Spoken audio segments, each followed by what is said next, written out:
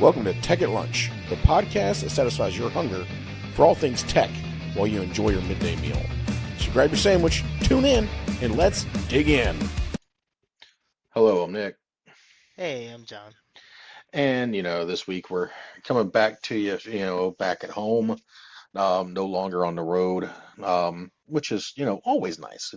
It's one thing that, to be out there, seeing people and talking to people, but it's always good to be, good to be home, Yeah, getting things it's kind always of nice. accomplished. But, thing is, you can't, say no to the experiences. The experiences are something that, they gotta happen. Um, but, last week, I was at, Automate and we were just really getting started. It was day into day two.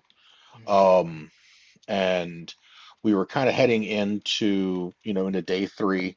So, this week we kind of want to do a recap of Automate.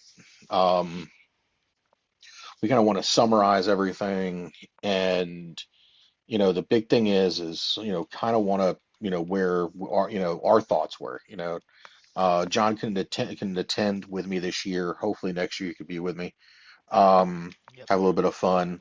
Um, but and I know there's plenty of questions he has, and there's definitely stuff that he may have thought up as far as from some of the stuff, some of the research material and ideas and stuff like that I've brought back so far. So we're gonna get into the recap. As we know, Automate ran from May 6th through May 9th. And there was a lot of people there. Hmm. The Automate show themselves did an amazing job as far as setting up buses for people and stuff like that. So, like every hotel, we had buses running every 15 minutes. It's great. Yeah, it's good facilitation. It's good planning. It just means that they run a tight ship. That's Yeah, why that a lot of people go to that convention center. and they care. You Yep. can tell that the A3 Exactly. guys care. Um, trying to keep people motivated. The app was great. Um, they sent, messages out daily if you needed anything. Let you know kind of when lunch is, when they were doing certain events, when the day was started, when the convention center opened, as far as for um, your speakers and stuff like that. So it's pretty cool. Yeah, I don't know if you've ever been to a convention that did not have an agenda. It is like utter panic and anxiety. You're like, where am I supposed to be? I'm gonna miss the action. Heavy FOMO. So it's always nice when someone um, or the project marketing planning coordinators are always on point. That's always nice. Oh yeah. So, but that's part of why it's such a big show, right? Oh yeah. I think it was actually 34,000 or something like that attended. Not just the demographic. The demographics important. Industry, um, and automation and controls. These are very important parts of a lot of our manufacturing worlds. So yeah, it's a pretty important thing. Um, I'd have try to have as many people there as I can too. Yep. So yeah. But yeah, no, we talked a lot a bit about a few of the things that you had already seen, and a few that maybe you wanted to go see because it was still halfway through the week. Um, I know that it's almost impossible to get to all the places if you're just one person, and I think this one was even in the bigger convention center room than when we went to Rapid. So I get it if there was places that you didn't get to go to.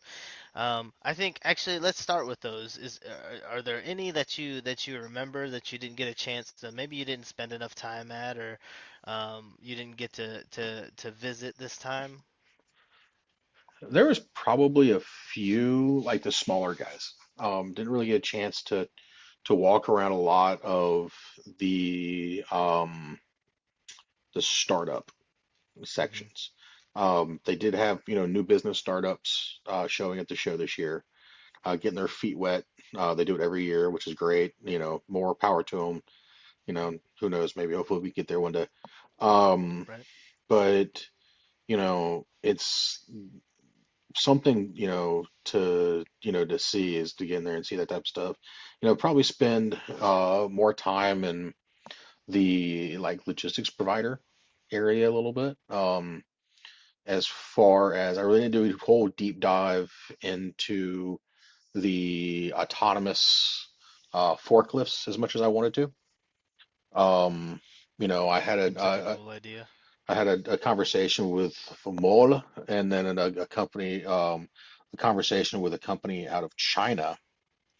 Um, but other than that, I really did not spend too much time looking at their stuff. Multi-way robotics was one that I kind of stepped in and looked at, but didn't really spend too much time with them.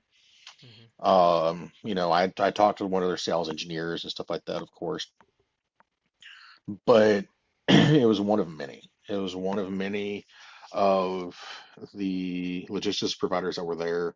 I kind of wish I could, take a day and just dedicate it to material handling, um, instead of kind of hodgepodging it, which is, next convention that, next Rapid, or well, not really Rapid, but Yeah. Automate, Rapid 2, um, Yeah, either or. is is going to definitely, have to, get download their app, a little bit earlier, and kind of take a look at the floor plans a little better, and really kind of, do some, due diligence at least after the first day to really lay out the plan of attack.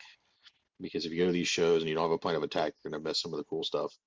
Um, there's a lot of AI that, I didn't even get a chance to go talk to because there were so many booths.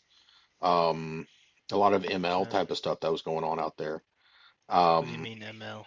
machine learning. Oh, machine. Okay, I see. I see. Um, a lot of that going on. A lot of VR, ironically.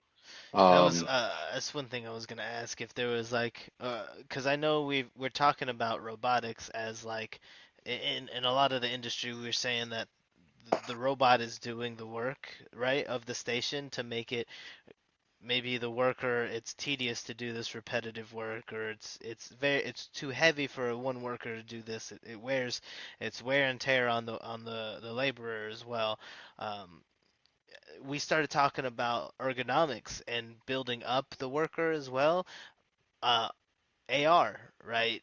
I feel like we talked about a lot of light systems and things like that, but I feel like the AR is a perfect way for a system to add to the worker but not remove them and not make them worried about being removed, right? So, yeah, I mean, it's I don't know if that was the only thing we talked about as like Audis, I think, yeah, but there was definitely a lot of, as far as, supporting the worker, type of mhm, stuff going out there. There was different picking platforms and stuff like that for material logistics. Pick buy systems to make life easier. There was a pick buy system that, who was it? The scanner company, Zebra? Zebra. Yep, Yeah, no. that puts on. That it's all the different booths, but it's a little robot that goes to the booth position so the worker can pick it up and load it into the basket. Um, So, there's also booths where the workers would load um, the AGV from Universal Robotics, and then the robot arm on the AGV would take it and put it back in its place. So, it's a lot of, that type of stuff we saw. That was out there was, as far as, any type of like, real in-depth AR was mostly down into like condition monitoring subsets. And Yeah. then we also did see some systems that they were using smart glasses for picking applications as a secondary attempt or a secondary usage case. So people don't have to constantly bend over and scan. They can use their eyes and scan instead of having to constantly use dexterity to, scan parts and pieces and, things like that. Yeah, the wear and tear on the worker, like that repetitive motion, like it may not be bad, like one or two times, but thousands of times, 40 hours a week for 2 years, like you're gonna feel that. So, Exactly. why not have the worker help you out, and Hmm. then you just make sure it's the right. That's like we talked about manipulator arms, but like we in a lot of places they have them. They're kind of like in the 1980s of um, like if you were to compare it to technology, like they're clunky, they're bulky, they get in the way. They're They're not not ergonomic. they're yeah, they're helping but also in the way at the same time. So it's like, okay, well, this is better, but how much better really? Right. And, we saw a lot of that, or I saw a lot of that, sorry, but automate when we saw, and the same thing, me and Ed saw the same stuff when we went to South Tech is um, machine tending. We saw a lot of machine tending robots there. I saw a lot of machine tending robots at Automate, um, where, they would tend to the machines and pull pieces and parts out of the machine. Um, there was a lot of that. There was a lot of um, being cobots. It was very repetitive cobot. It was, for example, ABB had out their little weld table. You set the welds, you tell the robot where to weld, and hit the go button, and it will do that for all eternity. It's not going to get bored. It's not going to get, but it's that repetitive motion of that one weld or that two welds. You set in the jig and you get the robot to do it.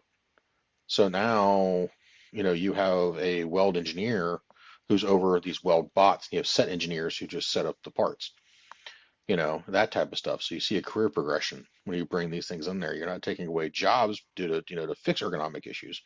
You're increasing jobs transparency. So you're adding to the workforce instead of taking away from the workforce. Or you're giving the person a promotion because now I'm able to pay you more. Yeah, exactly. Like if I'm able to pay you more because you're not outputting, but your station that you're overseeing is outputting that much more, so that we're both. It's like there's a bigger pie, so your piece of the pie is that much better. So Right. I mean, it makes sense. I think that we're always searching for that efficiency point, right? So we're always trying to get better and better and better and better. And the thing is with cobots, especially, as we're, using them for ergonomic reasons, Yeah. is the fact that if as a company owner, if I bump you an engineering role, as an engineer over this robot, I'm going to pay you more. You have more experience, you have, something, that you have more responsibility. So now you automatically get a raise because I've moved you into that role. Um, you're no longer just, running a bead and setting, parts. If you're a part setter, okay. If you're a weld engineer, over a set of two or three robots, cobot stations, then, you're going to get a raise. And the thing is that's what I think people need to understand is, as we bring in cobots, as we, kind of push the need and the want and the desire of cobots, um, we're trying to make sure that pay transparency goes with it. That if you do bring in cobots, that people are paid more, Hmm. to support them, to be machine tenders. If they're working side by side with them, if that's not plausible, then, that's a different discussion that somebody has to have. We're not the ones to tell them to do that. Yeah, it's tough. I mean, we can only speak from but so much experience, but we definitely know how a lot of those conversations end up going after a while. Like you end up, if you can't keep the worker happy or comfortable, are you really helping the output or efficiency of what you're producing? So it's a tough line to tread too. So Yeah. but yeah, so that's we kind of harped on that a little too long. We got a little rabbit hole there about some of the places that you didn't really quite check out. Maybe we kind of add that to our list for next year. I bet you AR and AI and all that stuff is going to be like so much more prevalent next year as well. I mean, it's rapidly growing. You know how computing goes and things like that. Oh yeah. So That was definitely um, something. as far as I know we talked about a theme last time, and when you said the theme, you said some of that you were talking cobots. Like a lot of places, I think when we've talked before, you even talked about they make them so small they could fit in the size of your hand. So it's accessibility, and then we've talked about cost and lower costs being lower for certain bots. I mean, of course, some bots are still very expensive. They're doing a lot of laborious work, so makes sense. But Cobots, do you still feel the same way about that being the overall theme of convention there? It was definitely the biggest portion of it. Hmm. Um, Accessibility, I think, was another one because they're making these robots more accessible. Hmm. They're making them cheaper. They're making them, which does not mean the quality is getting cheaper, by the way. Um, they're just easier to use. So they're plug and play. You don't need to go to an integrator and have an integrator do it. You can open up a book and do it yourself within 30 minutes. You get these things up and running. A lot of push to start, and ease of use. Definitely saw a lot of ease of use stuff. So yeah, it stays inside the cobots, but it makes them more accessible and it brings it to the forefront. Um, I'd say the secondary theme of a lot of it was IoT or IIoT and that type of stuff like monitoring because there was a lot of monitoring at that show. Um, and then it's mostly and then the normal new product showcases and stuff like that. Oh yeah, was that something there? Like we there was a at Rapid they had everybody entered their new innovative invention or something like that, right? Where they said, "Hey, this is what compared to everybody else's booth. I guess prizes is what I'm kind of getting at. Like, were there booth prizes for someone who had um, the best display of their work, the most innovative, the newest item, stuff like that? Do you know of anything like that? They did do innovation awards on the app, so they had some innovation awards on the app. They also did an awards dinner one night that I did not go to. Not wearing a suit and a tie. Sorry. Um, Oh, you had to be suit and eh, tie. yeah, pump and promise. But the thing is it goes to the point of also they did a really good job of doing a startup showcase. They had an entire day where people could come in and watch these startups show who they are, their business plans, their funding, all of it, um, and get noticed by some of these companies that may need people, may need stuff like that, and so they did do awards, just like they did at Rapid, just a little bit more, I guess you could say, on the back end, um, and a lot more, and a lot more kind of where you had to go looking for it. It wasn't out and about. It wasn't in the open. Right. Okay. Yeah, so it makes sense because like at Rapid they had a lot of smaller booths. They were a little bit cheaper, things like that. So I think that's obvious. How when you say some of these startups like are these small businesses, they maybe do you think that they just selected not to bring anything, or was there still small things like still on those little tables or booths? Like Oh, they still had stuff to show off, right? yeah, there was definitely stuff there. Um, there was, they had, if it was one guy with a TV and, with a PC and stuff like that, just, showing off his system that he built, that he was marketing and stuff like that, little robots, they were integrators sitting there. Um, but the thing is a lot of them partnered with other people, to get out there and, get their name out there. But they had an entire, I think it was like 12 or 14 booth area just for Startup Challenge, for the startup people. They also did, you know, startup challenges, the competitions and stuff like that, where, they actually showed their wares. And that's why I was talking about this, the showcase. It was Hmm. actually a challenge. these teams can compete in, um, for funding and, awards and recognition and stuff like that. They got put on the website, and they're on the app, so everybody sees them, and they're going to be there until the next Automate. So, that's one thing of, you can't live without publicity, and good publicity is always going to be to get is always good to get your business moving. And with the amount of people there at this show, everybody had a fair chance. New company, old company, you know, company that's been around since the dawn of automation. Um, and the ones that's just getting started. You know, everybody had a chance. And that was a good thing about it. That's nice too. Yeah, so even if you're a smaller company, you still are able to show yourselves off and take center stage, right? So that's nice. Um, so so we only covered a few of your favorite exhibits while you were there. Was there anything else that I don't think we talked about any of the like robotic dogs or anything like that. If there was anything like, Oh, because there I think we was. said what we'd say there was like carts, there's like AGVs, Hmm. but like movable, like kind of like animatronic dogs, or was that something Oh that yeah, was they there? were all over the place. You can tell the different booths had their dogs out and they were walking them around, with little hand controls and stuff like that, showing what they could do, flopping them around and dancing with them and stuff like that on the show floor. Um, getting people interested in it. There was companies also showing off humanoid robots.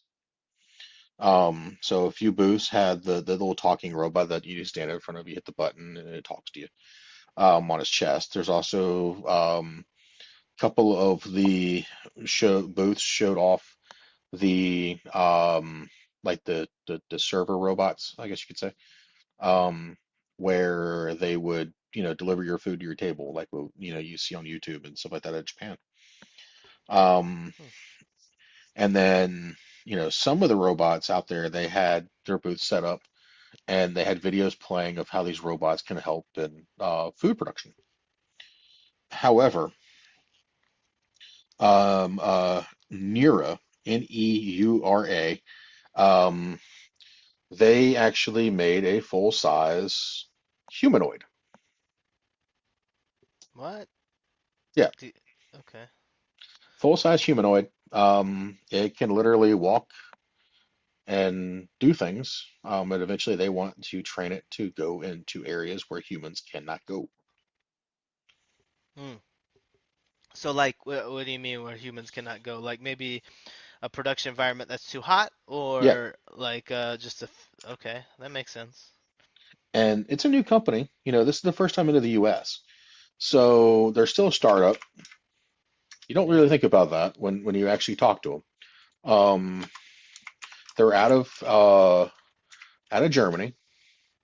Um, so it's near robotics, and I would say their system's pretty cool. Now, when you start talking about humanoids, you start talking about robot dogs, you start talking about all other stuff. Here's the one thing that I'm gonna bounce off you real quick just to get your idea. Cognitive robots.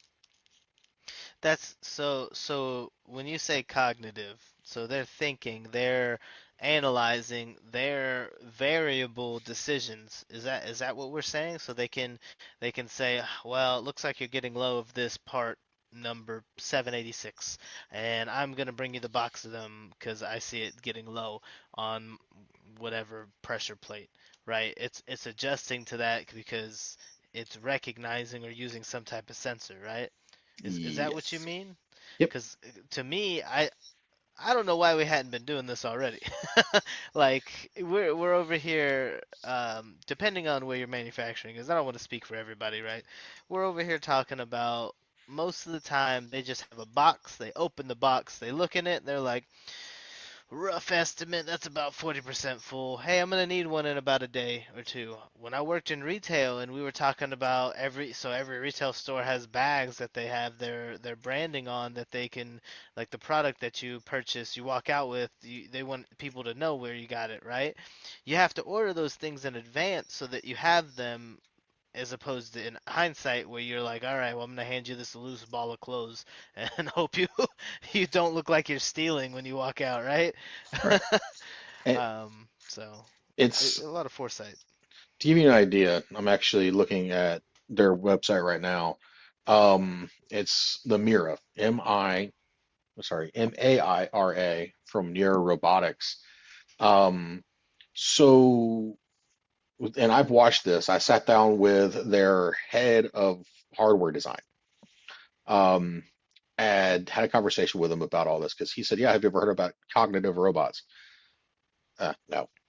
Um, it's I've heard of collaborative robots because at first I said, "Oh, they're cobots. That's pretty cool." You use blue. What's the difference? And he goes, "No, they're collaborative.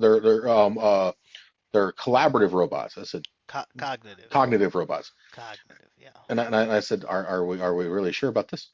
Um, and of course, he wanted to make sure I was aware. It's got gesture control. So it's also got a 3D part detection. So it scans its environment before it does anything, and it makes a map of that environment and knows where everything is. And you can say, I want you to pick up this, to do this, to do this, to do this. And it goes, okay. And off it goes. See, that makes sense because what were we doing the other day? We were bowling, and the robot, they kind of just program a route in, but it still has to, like a Roomba, see where it's going, right? The Roomba just knocks into stuff, and that was its accepted way of environment recognition. Right. But these robots and these scanners that we have are so far advanced. I'm surprised that this wasn't happening already, that it's scanning the environment, navigating. Who doesn't want a robot to go get them a beer and bring it back? Like, come on, to make life easy. It's also got voice recognition in it. We could yell at it. I like that. So, and it actually physically will look for you.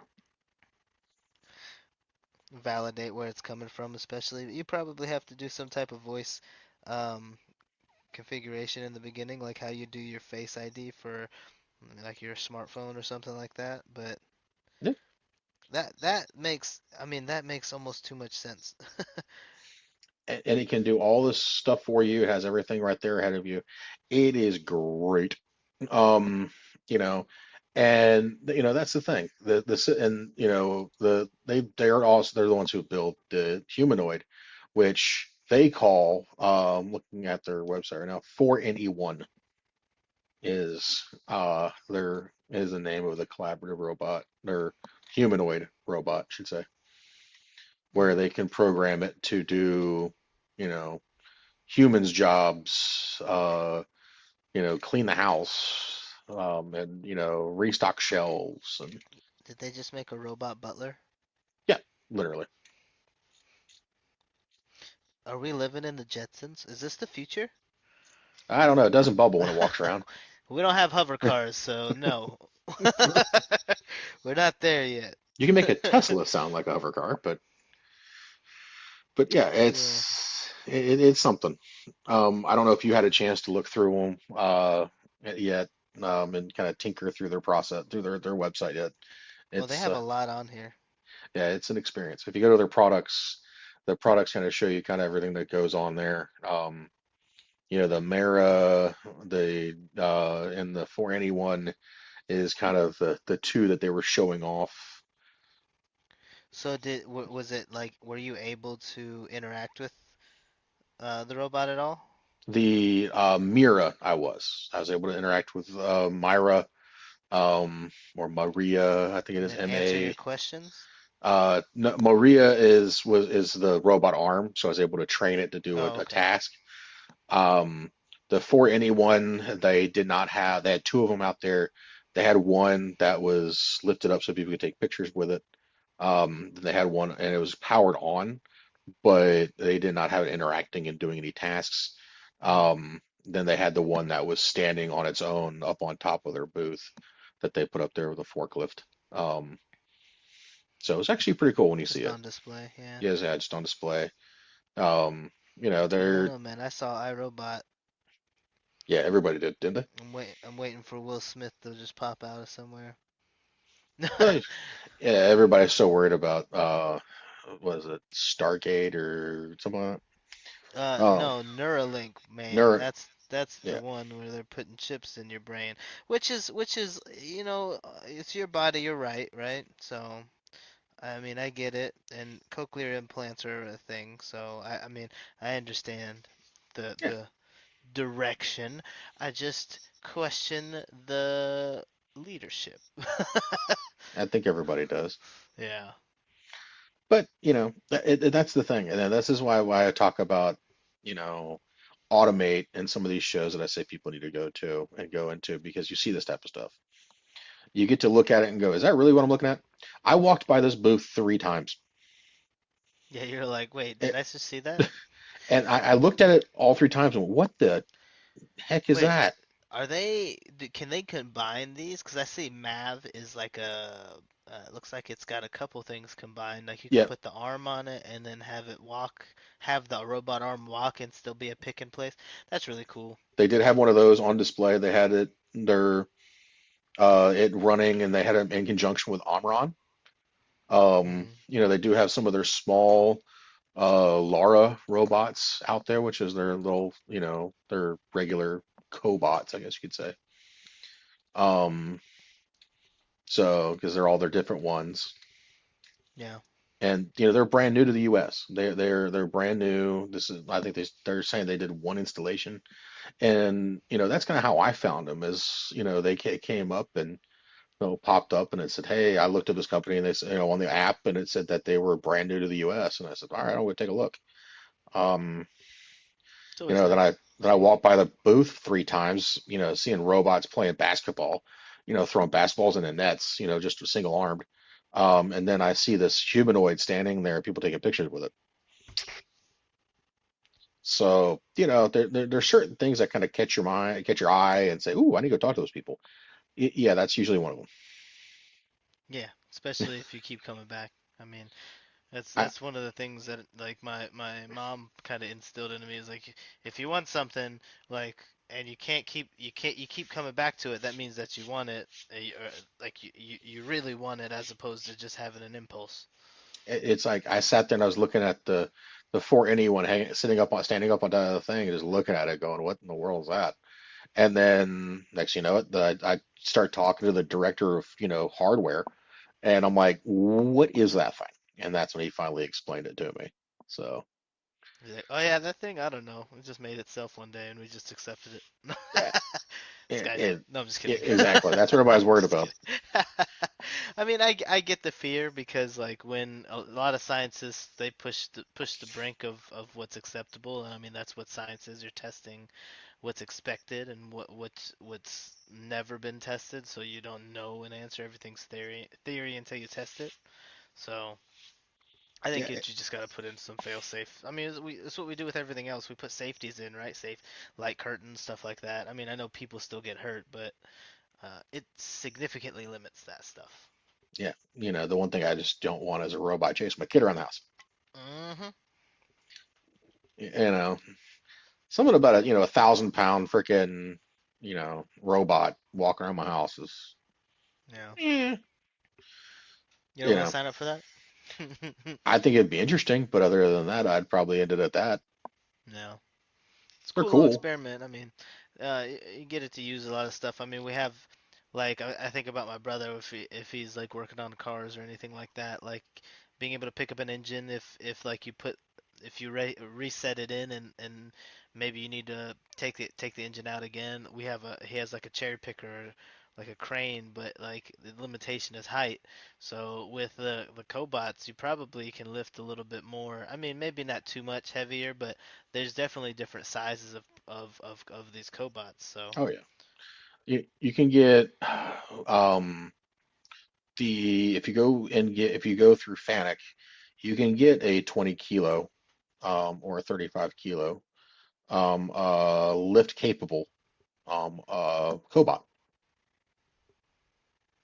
Yeah, So why not? So it probably takes a lot more power, but 230, 230 volt. 230, that's not Yeah, bad. yeah. Okay. They're a little bigger, yes. Yeah, they gotta be a little bit stronger. That makes sense to me. Okay, that's a rabbit hole. This website's got a lot of details in it, so I gotta divert from here. It could be a time So sink. yeah, exactly. I mean, it's a lot of interesting stuff. The robotics is definitely a large chunk. I mean, I would say above 50-60% of where these booths are about robots, like Mm. robot arms and things like that. So, um, what do you have any other like insights or like anything that you learned that maybe you weren't looking for before? Uh, The there's definitely a need to, get people out there to do these type of things. Um, what like robot trainers or like or like what are we talking here? I really think there's a need to get people interested in robotics. Get people training in robotics. Really get them out there. They did a really great job Thursday, no, Wednesday.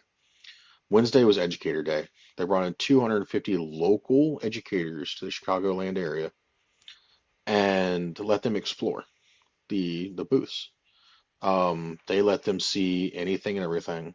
They had presentations about how some of these companies can support them for robotic training. Be that Fanuc, ABB, KUKA, mhm. and then of course the training partners along with Yaskawa Robotics and Motoman.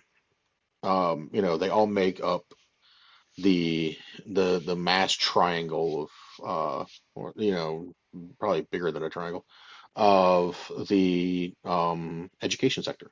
They had an entire educators row, for people to go in and see what people were building. All the universities were there to show off their wares and what they were working on. And a lot of conversations I had with some people were like, "Yeah, we sell these robots at a low enough cost point um, that people need to start learning this stuff." As far as like, for example, Epson. Yes, the same people who make your printer that's on your Mhm. desk that you print off cards with, Mhm. um, also makes robots. Um, It's a and surprise to me. yeah, well, you get your robot and your ink in the same order form. Um, they have the pill picking robot, little little pick in place robot. Not always pill picking, but it's small task robot. Um, and then they have their bigger, both of them are all-in-one robots, meaning that their controller is mixed with a robot arm. And with that, you're talking for the small robot, I think they said it was 7,500 bucks. For the larger robot, I think it's 13,500. Brand new robot, 100 watt power, plug right into a wall socket. Um, you can also do a 14-volt adaptation for it, so you can take it on the road and put it in a cart. But having a conversation with Epson, he said that, their engineer was, said we make these things at a low enough price point as far as the beginner robots that people can get into them. He has one on at his office, sitting behind his desk, and his 4-year-old son can come up there and move around the controller and move the robot around, That's cool. in an enclosure, and the thing is like we tell people, we're fighting the TikTok generation.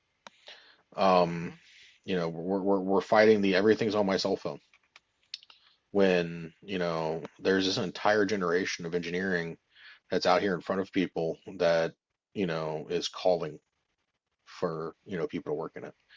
Um, Yeah. if and that's what the one thing that, a really big takeaway from the show is more people need to get involved in robotics, as far as more people need to take advantage of the jobs that are open. There's companies out there buying robots. There's companies out there that need help putting them, getting them installed. There's companies out there that need help getting them programmed. And we need to start seeing that also implementation starting at the lower level education. So elementary school, middle schools, high schools. Um, just getting kids interested in them so they can go off to a 4-year university, or if they don't want to do 4-year university, which is fine, go to a community college and learn robotics. Yeah, say like a trade school of some type. Right.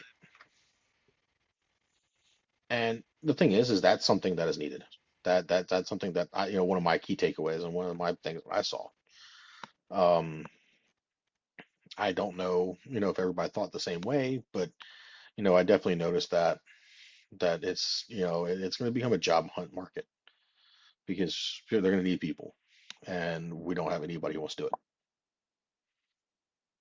Yeah, it's hard. It's I mean it's very interesting. It's just that there's these things are on such a large scale that it can be like daunting, to say you want to work with them, but at the end of the day, I see a lot of the technicians that we work with are they're PLC logic like um programmers, or like the controls engineers are planners most of the time, and a lot of the stuff once you set it up the first time, like you're just like, okay, we're good to go. And there's so much testing that goes into things. You got your white BIOS, yellow BIOS, green, multiple green BIOS. You can have multiple white or yellow BIOS as well, so there's a lot of stuff that'll go into it. And if you're worried about safety, I think some people can get inside their own head on some of those things. It's not as like dangerous if you pay attention, you listen, follow your OSHA standards, things like that. So, Yeah, it's not gonna, the robots aren't gonna clap you, aren't gonna smack you if you didn't, ask for it, hmm um, or if you didn't step into an area where you shouldn't have been. right, exactly, exactly. So, um, that's a few of the places you saw. There's a lot of robotics and things like that. Was there did you attend any of the talks by the end of the week, or get to speak with any of the, let's say, executives from certain companies? I had an opportunity to talk to a few of the executives, just in short conversations. Nero being one of them. hmm Got to talk to um, the owner of Jcore, which is a small startup company doing AI and stuff like that, and doing IoT. Um, got to talk to a couple of people from Ignition, or inductive automation that's building Ignition, for all those people who are aware of that. Um, and got to really have some good conversations with the guys from Yaskawa, um, about their, education robots and how they do things. Yeah. The same thing. I had a couple good conversations with the guys from ABB and from Fanuc. Had some conversation with those guys. Um, about what they do, and like how can you use one of their robots for like additive manufacturing. So we can combine two worlds into one. Um, to open up a whole nother world for people. That I love 3D printing. I love robots. Well, guess what? Um, they Yeah, I do got they something for you. they, Yeah. they do merge. Um, Yeah. so the thing is because that's never robot agnostic. It's open for all robots. That type of stuff is available there.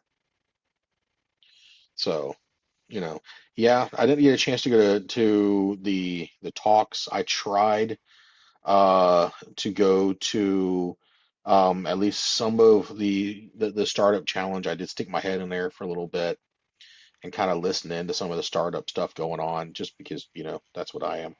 Yeah, why not, Um, right? you know, there was that. I didn't get a chance to go to any of the conference sessions because I didn't have the ticket for a conference session. Um, the keynotes, I was going to sit in on some of them. Uh, but by the time those started, It was, everybody rushing to the buses to get to the airport, to get to the convention center, and it was a complete madhouse. Um, so I didn't get a chance to go with those, into some of those. Next year, I definitely think that, I'll purchase the full conference package, so I can go to some of the conferences. They did have some additive manufacturing conference discussions going on, and that's using like 3D imaging. Um, and that's something I kind of want to listen to. Yeah, it costs a little bit more money than free, but it's definitely worth the price of admission at the end of the day. Um, so it is what it is, and I know, 'cause I have a feeling that question's going to come up. There was stuff that did with 3D imaging, 3D scanning. Yeah, you know where I Uh, was going. I knew exactly where that was headed. They did have some robots that had 3D scanners attached to them, and they were scanning parts. And then they were taking those parts and converting them to an STL, in their own little application they had. Zeiss was there. Um, you know, Got to talk to those guys for a little bit. They had a lot of, 3D scanning companies out there, especially robotic 3D scanners and um, robotic CMM equipment. So that was definitely, something that was on display. CMM? Yep, CMM is measurement equipment. Okay, I Um, see. Measurement and collaboration or measurement. I can't remember what the whole CMM means, but it's like measurement house and stuff like that. It's positional point measurement. So they would scan vehicles and stuff like that and get measurements off of them. They also had inspection robots that they were able to scan entire vehicles and look for defects. So, the quality robots, not just building robots, but quality robots using robots for quality control. Um, so, they made the full circle, as far Yeah. as on that side of the house. But, the 3D scanning robots were actually really cool because they literally had the head where it was bolted to the 3D scanner because it kept the optimum distance for the scanner, which the scanner that I have, you have to keep it at optimum distance for it to work. So, you know, they were able to, program that into its robot arm. That makes sense. I mean, that's pretty cool that you're adding you end up adding quality systems into that because I don't when a lot of people think automation, you're not thinking about checking after the fact, you're thinking about doing the process, right? Just let her So, rotate your chip. yeah. That makes sense. I think that's a great idea to start focusing in on too. Um so did anything surprise you or anything like that? Like any new trends that you didn't notice before? I know we talked AI, we talked machine learning, things like that. But something unexpected maybe? Oh, that, you know, I mean, we talked about the guy that was able to do some programming and he just had that booth there, so it's like that guy in and of itself already is trying to innovate. yeah, there's definitely that. There's definitely people that are just, they're, doing what he's got to do. You know, J Core, for example, they have an entire system of where he just goes in there, he puts the PLC number in, the DB number, whatever PLC he's aiming for, the IP address, and he goes out and pulls the data. Um, so there's actually one of the companies that I ran across. Let me get the name from the app real quick because I have to give them some credit. Um, Go to my show planner, exhibitors, and Codesys Corporation. Um, so, Codesys, if anybody knows, they are the Dual PLCs from Automation Direct.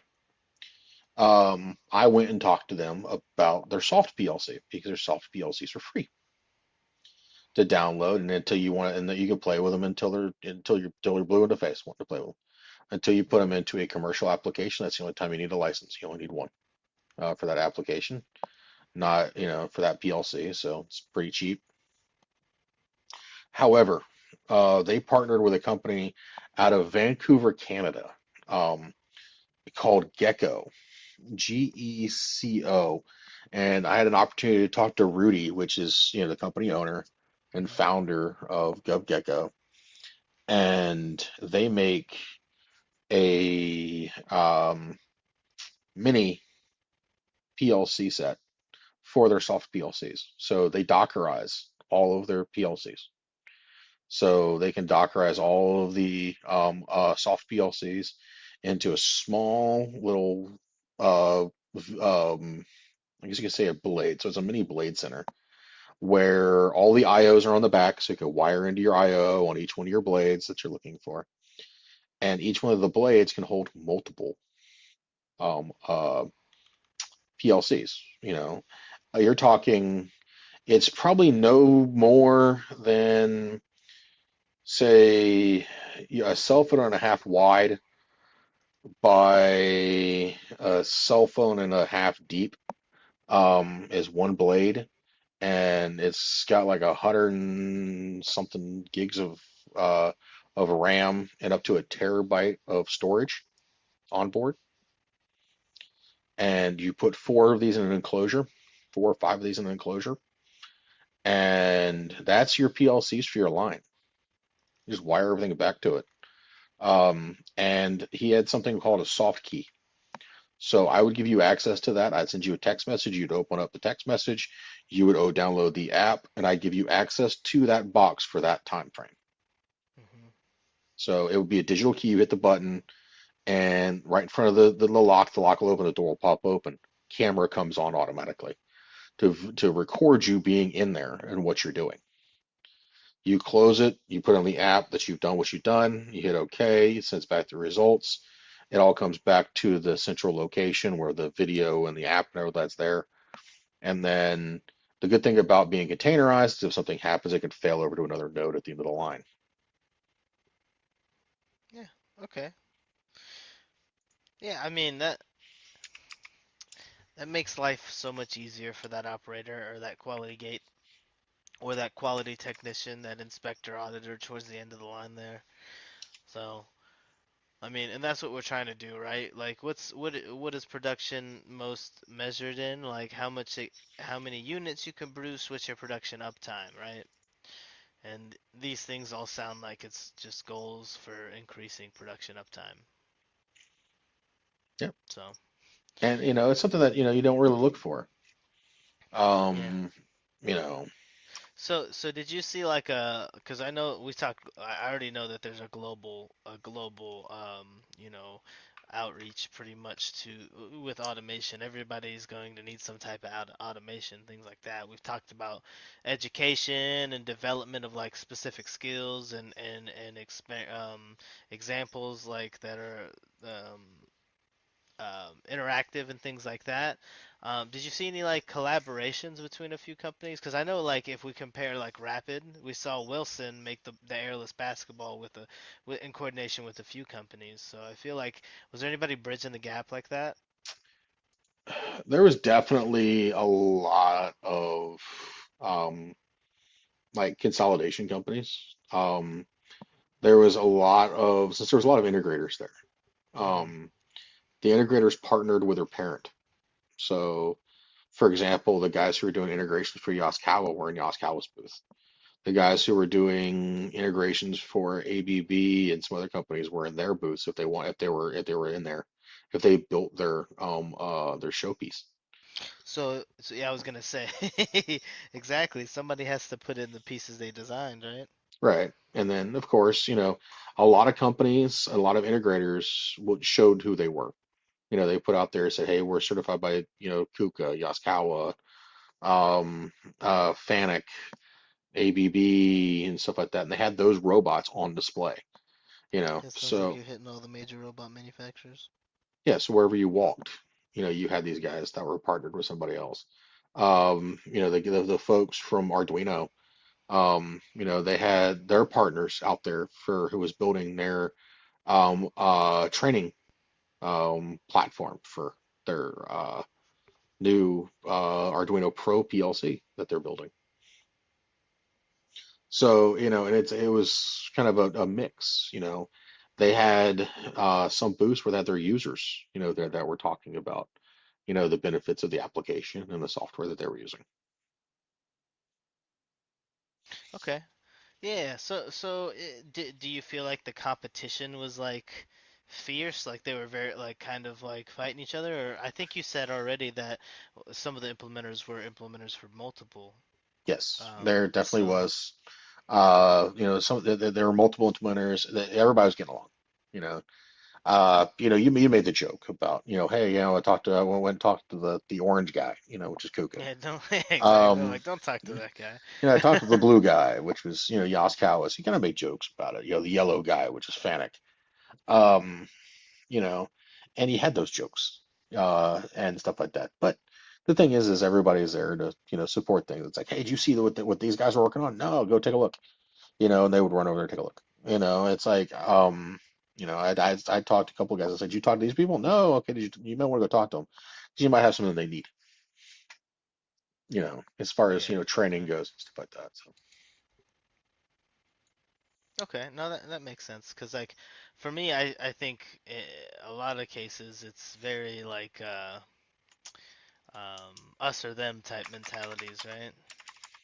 yeah, there's definitely, that type of stuff. Thank God is, never wasn't really shown there.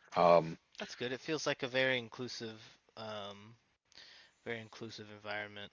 Yeah, it's like the guys, from Gecko, they were invited to sit in their booth, of the booth that they were sitting in. A lot of people, they were inviting people to come in and sit in their booth and work out of their booth and use their name to get experience and get exposure. And, to go back to what I was saying before about Gecko, the actual website for that company is g3cco.com. And that's what I was talking about when I'm talking about their their product that they were showing at that location. It's actually really cool. That's cool. The what was this company? Sorry, I'm trying to. Gecko is they did the edge computing for the soft PLCs. So they built the Ah, edge computing pieces, the mini blade center, and it is fanless, by the way. The actual enclosure is the heatsink. okay. Okay, no, that's pretty cool. That's pretty smart too, because one of the innovations that we saw at Rapid was we're like, okay, we have one unit doing one job, but can it do multiple jobs? Like first pass it does this, second pass it's adjusting that or laying something different that's like working together in coordination with it. So yeah, we like that was the APM Labs that was doing things that it was like augmenting the previous layer. Mhm. So I think it makes a lot of sense that automation would be following similar themes. Um, but yeah, no. So we've talked about a lot of it. I mean, global perspectives is always something that sounds like there's companies from all over the world there. So everybody's just trying to be available. And I'm assuming a lot of these major robotics companies, if they're anything like KUKA, ABB, and things like that, they've got um, you know different company affiliated like sub branches that are named the same just for different areas. Like KUKA US or something like that is probably something too. So I see the global perspective and everybody's working towards the same manufacturing goals, production goals. Do you think that the main long-term vision of the event was for the greater good or for the greater good of an industry? Like the greater good of humankind, just doing stuff because we can, or like I guess more of the sustainability aspect was there anything that was like highly focused at just trying to assist with sustainability of industry? I guess, That's a hard one, I think. Yeah. yeah, I would probably say it's both. You definitely, get the feeling that they're trying to extend this industry as long as they can, which because they know it's coming. We're going to Industry Hmm. 4.0. Yeah. we're moving into that industry. However, there's a lot of push. A lot of these robot manufacturers and stuff like that were showing their wares, especially some of the guys up front.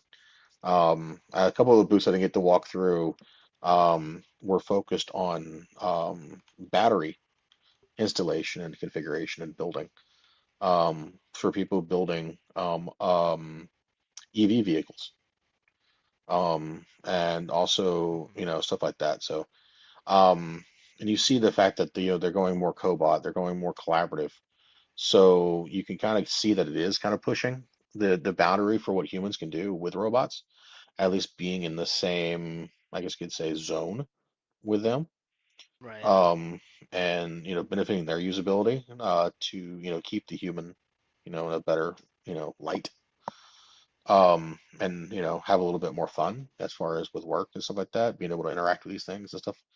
But there is definitely a push to for the industry to keep it moving because everybody's going to need automation. And as we move further and further into Industry 4.0 and more we push into the next gen, workers, we're going to need more and more automation. So I think it's kind of a mixture of both, to be honest with you. Okay.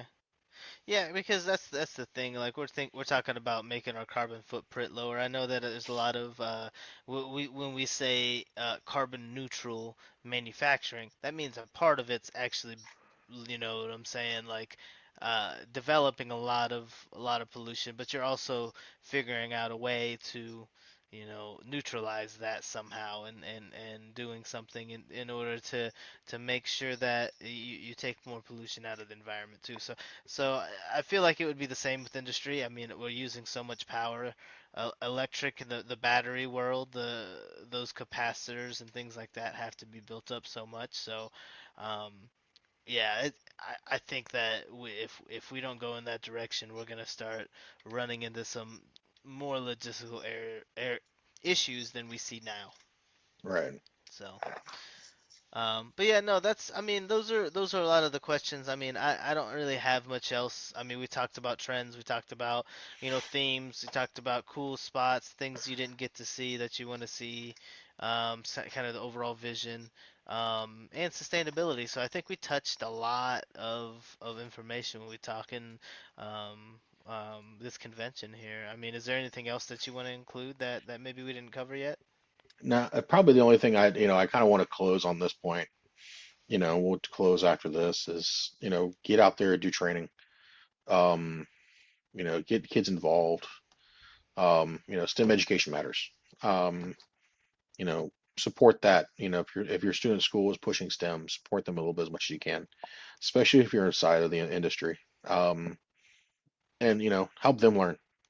Don't be the ones that sit there and say no to, kids wanting to go to a 2-year university to go learn robotics and stuff like that and push them to a 4-year if they don't want to go.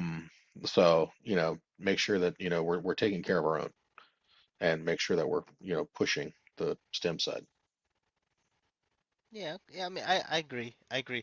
I think if we're not driving and trying to get towards a better, you know, end product or a better, um, you know, uh, impact for whatever we're, you know, producing or, you know, integrating anything like that, then we're only hurting ourselves in the long run. So, yeah, for me, if you don't if you don't instill that passion or show how cool something or not even in some cases it can be just how simple something is. If you teach that to someone early enough, then they keep that knowledge for the rest of their life, and at the end of the day we need people like the more and more people that we have on the planet, the more and more we reach out and kind of get to these other planets, try to make lunar bases colonize or terraform probably is a better term. We need to start thinking bigger. We need to start thinking about our impact. We need to start thinking about how we can get more efficiency out of a lot of our systems. So we definitely are moving in the right direction. Um, from my side, I say thank you as well. To just have a platform is nice. To speak on any of these topics and talk about these conventions. Thank you, Nick, for going to the convention. Unfortunately, I wasn't able to attend, but I do want to attend next year. So these are things that like you may not get a chance to do all the time. So guys, when you get your opportunities, make sure you take them. Yep. So yeah, And, I just want to, take a moment to, close us out here. Um, and say thank you to the 2,478 of you who've actually tuned in to listen to us. That's across all platforms, guys. And I just want to say thank you to you. Thank you for giving us a reason to do this. A reason to have a little bit of fun with it. Push the boundary a little bit. Really enjoy things. And go out and take a look at the blog and a couple other things. I'm slowly but surely going to write up some articles on the blog for cobots and stuff like that. So we're definitely going to make sure that's out there. And also about the show. But we're definitely going to get the website back up, looking better and stuff like that here soon. So go take a look at Printed Heritage, at Vulcanar 3D for a little bit of merch. We'll be adding more merch soon, I promise. And also we'll have a little bit more of stuff going on some of the blogs and on the YouTube channel here soon. So, all right, y'all. I appreciate it. Thank you again, and we hope you have a good night. take care. All right, y'all. That's all for this episode of Tech at Lunch. Thanks for tuning in and joining us for this tech-filled lunch break. We hope you enjoy the show, and don't forget to subscribe on all channels. And also, you can find us on YouTube under Vulcanar Technology Solutions. And join us for our next episode, which gets published every Wednesday at 8 a.m. All right, y'all. Have a good one. See you later.